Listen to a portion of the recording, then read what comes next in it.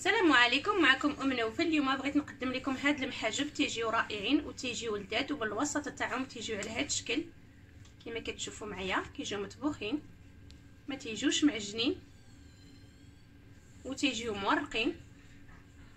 نتلاقاو مع المقادير وطريقه التحضير. للمقادير غادي نحتاج نصف ملعقه صغيره من الخميره المعجونه او خميره الخبز، ملعقه صغيره من الملح، وملعقه صغيره من السكر الخاشن او سكر حبيبات، ممكن تعوضوه بالسكر فانيلا. عندي هنا 250 غرام من السميده الرقيقه، و500 غرام من الدقيق الابيض، والماء الدافئ اللي غادي يجمع ليا الخليط. للحشوه، والحشوه تبقى دائما على حسب الرغبه. انا هنا عندي بصل مشحر مع طماطم، والتوابل يعني فلفل اسود، كركم، زنجبيل، فلفل احمر، وملح، والجبن. عندي هنا الجبن المثلث. نبدا على بركه الله.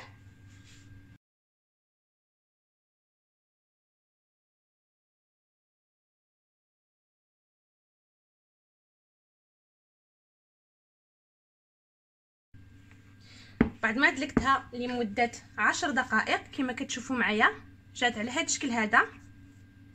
الان نضيف عليها بلاستيك غذائي ونتركها ترتاح لمده 10 دقائق حتى 20 دقيقه.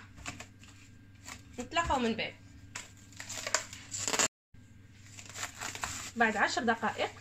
العجين ارتاح وترخى كما كتشوفوا معايا. عندي هنا القليل من زيت المائده، وغادي نعمل كويرات صغار.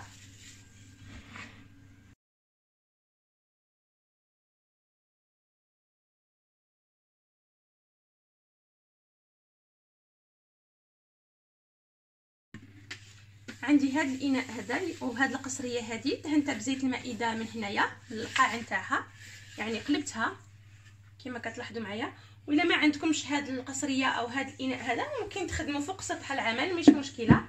الان غادي نسرح الكواره الاولى اللي لفيت او اللي كورت على هذا الشكل، وغادي نضع في الوسط نتاعها الحشوه كما غتشوفوا معايا.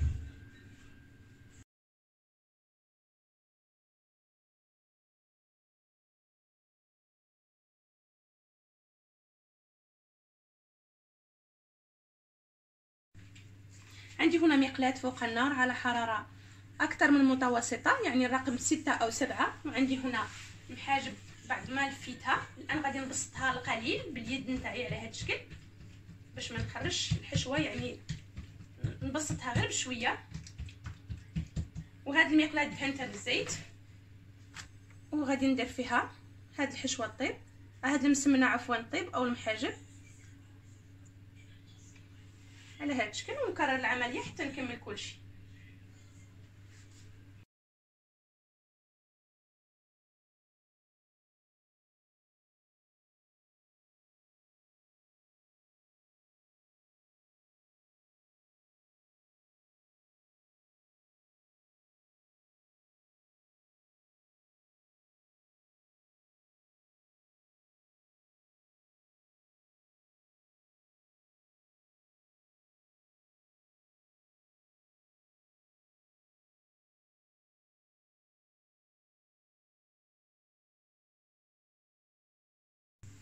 كما كتشوفوا كيجيو منفوخين.